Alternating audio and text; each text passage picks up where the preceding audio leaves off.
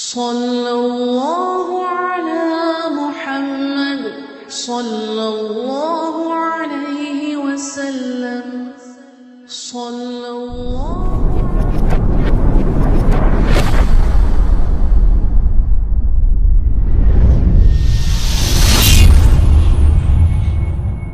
ബിസ്മില്ലാഹിർ റഹ്മാനിർ റഹീം. പരീക്ഷ എന്നത് ഒരു മനുഷ്യന്റെ അഭിലാഷത്തിന്റെ ആദ്യത്തെ പടിയാണ്.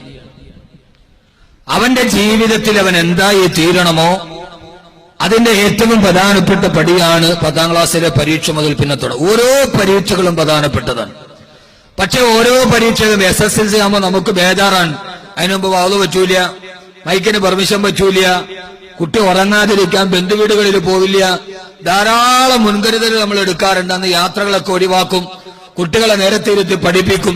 പക്ഷെ നമ്മൾ ആരെങ്കിലും ഇതേവരെ നമ്മുടെ കുഞ്ഞൊരു പരീക്ഷ എഴുതാൻ പോകുമ്പോ അതിൽ ഇസ്ലാമികമായി അള്ളാഹു എന്തൊക്കെയാണ് പറഞ്ഞത് എന്ന് ആരെങ്കിലും ചിന്തിച്ചിട്ട് നമ്മുടെ മക്കളെ കൊണ്ട് പരീക്ഷ എഴുതിപ്പിച്ചിട്ടുണ്ടോ? ആരെങ്കിലും ഉണ്ടോ? ഇല്ല.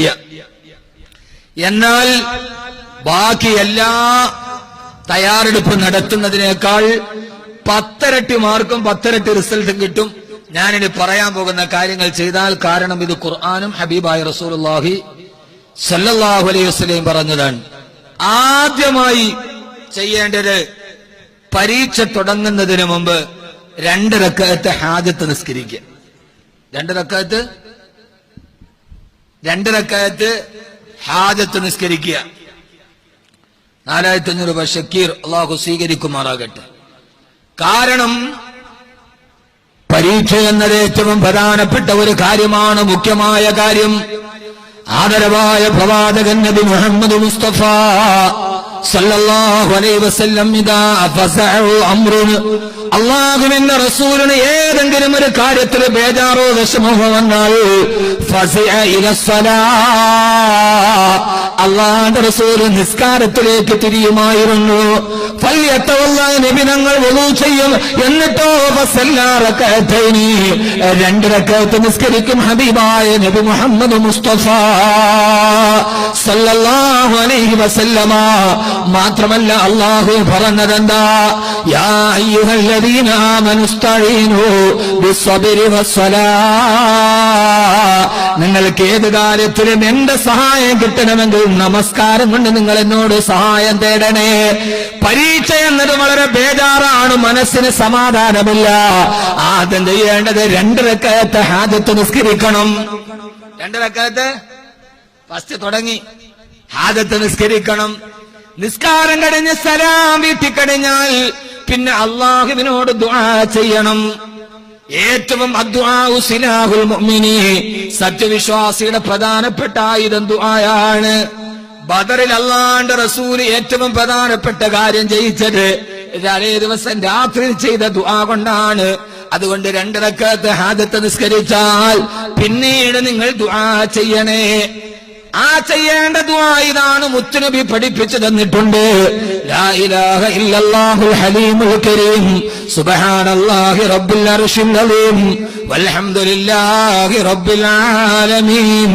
ലാ തദ്ഇ ലനാ ദംബൻ ഇല്ലാ ഗഫർത, വലാ ഹമ്മൻ ഇല്ലാ ഫറജത, വലാ ദൈനൻ ഇല്ലാ അദൈത, വലാ മറദൻ ഇല്ലാ ശഫൈത, വലാ മരീദന ഇല്ലാ ആഫൈത എന്ന ദുആ ചെയ്യണം.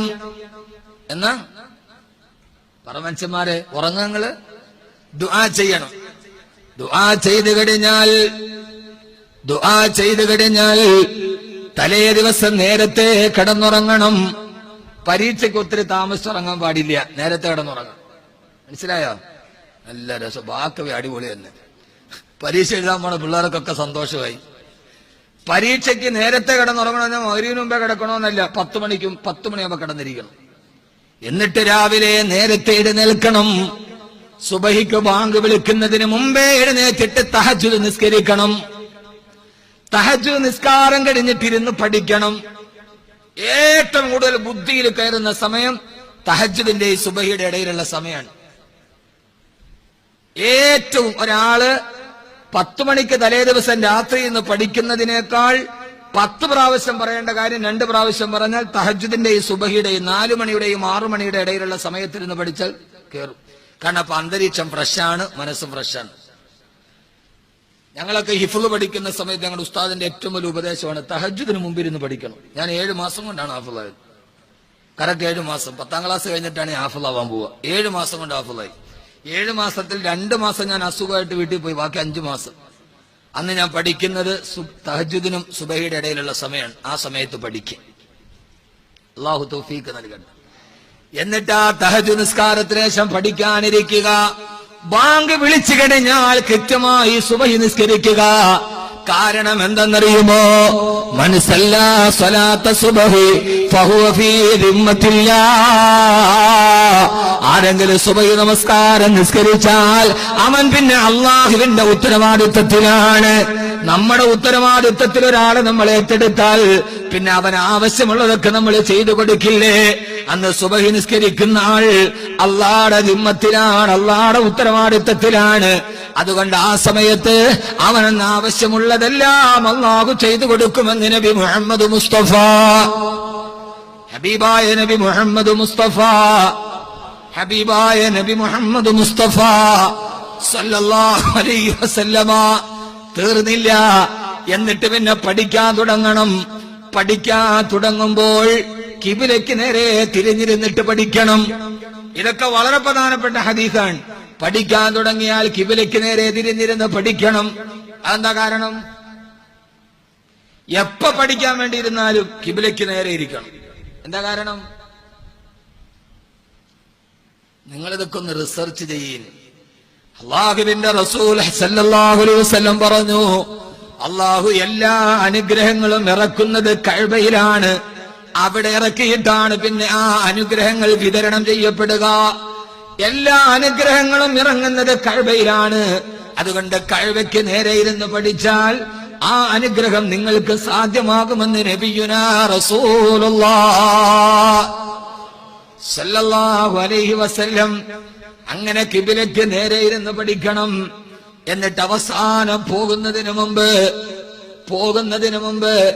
എല്ലാം പഠിച്ചെന്ന് ഉറപ്പാക്കിയാൽ അവൻ ചെയ്യേണ്ടത് എല്ലാം പഠിച്ചു എന്നൊക്കെ ഉറപ്പായി. ഈ ദുആയൊക്കെ ചെയ്തു, കിബിലയ്ക്ക് നേരെ ഇരുന്ന് പഠിച്ചു. എന്നിട്ട് അവൻ എല്ലാം പഠിച്ചു എന്ന് ഉറപ്പാക്കി കഴിഞ്ഞാൽ വഇദാ അസംത ഫതവക്കൽ അലല്ലാഹ്, എല്ലാം അല്ലാഹുവിലേക്ക് തവക്കുലാക്കുക. SSLC എല്ലാ ചോദ്യ ഉത്തരവും ഞാൻ പഠിച്ചു. ചില കുട്ടികൾ പറയും, പക്ഷെ പരീക്ഷ എത്തുമ്പോ മറന്നുപോകും.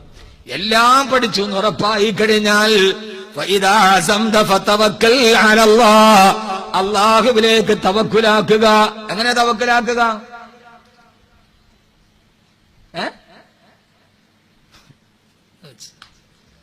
പരീക്ഷ എഴുതാൻ വേണ്ടി ഇറങ്ങിത്തിരിക്കുമ്പോ വീട്ടിൽ നിന്ന് ഇറങ്ങുമ്പോഴേ പറയണം ബിസ്മില്ലാഹി തവക്കൽതു അലല്ലാഹ് ലാ ഹൗല വലാ ഖുവത ഇല്ലാ ബില്ലാഹ്. ഞാൻ എന്റെ റബ്ബിലേക്ക് തവക്കുലേൽപ്പിച്ചിട്ട് എന്റെ പ്രധാനപ്പെട്ട പരീക്ഷയ്ക്ക് ഇറങ്ങാ നേരത്തെ ഈ ദുആ പറഞ്ഞിട്ടിറങ്ങണം. എന്നിട്ട് ഉമ്മയോടും ഉപ്പയുടെയും കയ്യിൽ പിടിച്ചിട്ട് പറയണം ദുആ ചെയ്യണേ. ഇറങ്ങാ നേരത്ത് ഉമ്മയോടും ഉപ്പയോട് സലാം പറയണം. എന്നിട്ട് അവരോട് ദുആ ചെയ്യാൻ പറയണം. കാരണം 3 പേരുടെ ദുആ അല്ലാഹു തട്ടില്ല. അതിലൊന്നാമത്തെ ദുആ ഉമ്മാന്റെ ദുആയാണ്. പറയാറുണ്ടോ നിങ്ങൾ ഉമ്മാനോട്? ഇറങ്ങാൻ നേരത്ത് ഉമ്മ മൊബൈൽ ഡാറ്റ തീർന്നു ചാർജ് ചെയ്യാൻ പൈസ അതാണ്. അല്ല, ഉമ്മാന്റെ ദുആ തട്ടില്ല. അപ്പൊ ഉമ്മാനോടും ഉപ്പാനോടും ദുആ ചെയ്യാൻ പറയണം. എന്നിട്ട് നേരെ പരീക്ഷാ ഹാളിലേക്ക് കയറണം.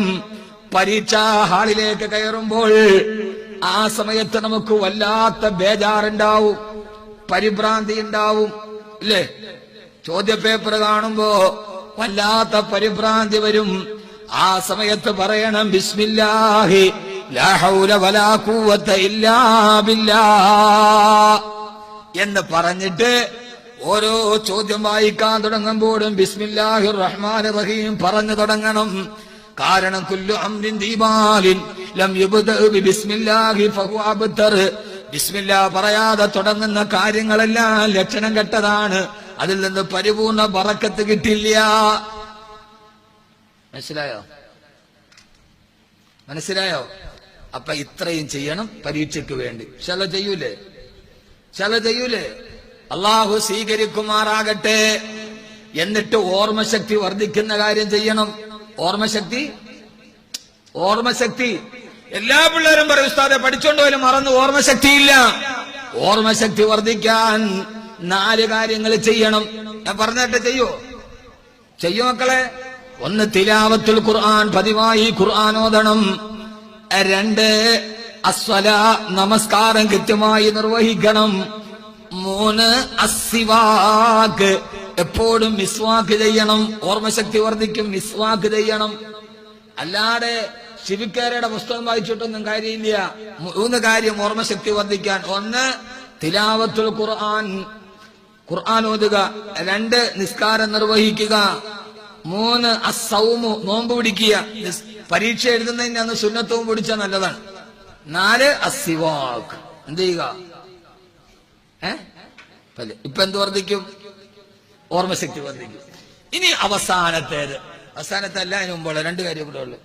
ഇനി ഓർമ്മശക്തി നശിപ്പിക്കുന്ന മറവിണ്ടാക്കുന്ന കാര്യം ഉപേക്ഷിക്കുക. മറവിണ്ടാക്കുന്ന കാര്യം ഏതാണ്? ശകൗതു ഇലാ വകീന സൂഅ ഹിഫ്ളി ഫാർഷിദിനി ബിതർകിൽ മആസി. ഇമാം ശാഫി റളിയല്ലാഹു അൻഹു പറയാണ്, എനിക്ക് വല്ലാത്ത മറവി വന്നു. എന്റെ ഉസ്താദിന്റെ അടുക്കൽ പോയിട്ട് പറഞ്ഞു, എനിക്ക് വല്ലാത്ത മറവിയാണ്, എന്തെങ്കിലും ഒരു മരുന്ന് പറഞ്ഞു തരുമോ? നമ്മുടെ മക്കൾക്ക് ബ്രഹ്മിയുടെ ലേഹ്യം ഉണ്ടാക്കി കൊടുക്കും. ബ്രഹ്മി എന്ന ആയുർവേദത്തിന്റെ ഔഷധമാണ് ബ്രഹ്മി. ഒരു ബ്രഹ്മി നിന്നിട്ട് കാര്യമില്ല. നിന്റെ കയ്യിലെ ബ്രഹ്മി അങ്ങ് ഓഫാക്കണം. നിന്റെ കയ്യിലൊരു ബ്രഹ്മാസ്ത്രമുണ്ട്. എന്റെ ഉസ്താദ് പറഞ്ഞു, നീ തെറ്റ് ചെയ്യരുത്, തെറ്റുകളിലേക്ക് നോക്കാൻ പാടില്ല. അതുകൊണ്ട് വാട്സപ്പിലും ഫേസ്ബുക്കിലും മോശമായ ചിത്രങ്ങൾ കാണാൻ പാടില്ല. എത്ര കൂടുതൽ കാണുന്നു അതിനനുസരിച്ച് വിദ്യാർത്ഥികൾക്ക് മറവിയുണ്ടാവും. വാട്സപ്പും ഫേസ്ബുക്കും ഉപയോഗിച്ചിട്ട് ഈ ഹറാമ് കാണുന്നത് ഒഴിവാക്കുക. സിനിമാ പോസ്റ്ററുകൾ ഇപ്പൊ മനസ്സിലായ അങ്ങനെ എഴുതിയാൽ ഫുൾ A+ ആണ്. എന്നിട്ട് പരീക്ഷ എഴുതാൻ തുടങ്ങുന്നതിന് മുമ്പ് ബിസ്മി പറഞ്ഞിട്ട്, ഇത് ബാക്കവിയുടേതാണേ, ഓർത്തിരിക്കണേ. അപ്പോഴൊക്കെ എന്റെ കുഞ്ഞുങ്ങൾ ബാക്കവിക്ക് വേണ്ടി ദുആ ചെയ്യണേ. എഴുതുന്നതിന് തൊട്ടു മുമ്പ് സൂറത്ത് റഹ്മാനിലെ ആദ്യത്തെ 7 ആയത്ത് ഓതണം. അർ-റഹ്മാനു അല്ലമൽ ഖുർആൻ ഖലഖൽ ഇൻസാന അല്ലമഹുൽ ബയാൻ. 7 ആയത്ത് ഓതുക. എന്നിട്ട് മക്കൾ പരീക്ഷ എഴുതുക. അൽഹംദുലില്ലാഹ് ഫുൾ A+ ആയിരിക്കും. ഇങ്ങനെ ചെയ്യണ കുട്ടിക്ക് അള്ളാഹു നമ്മുടെ മക്കൾക്ക് വിജയം തരട്ടെ. ഇത് കേട്ടവരൊക്കെ കേൾക്കാത്തവർ കേൾപ്പിച്ചു കൊടുക്കുക. അള്ളാഹു സ്വീകരിക്കുമാറാകട്ടെ.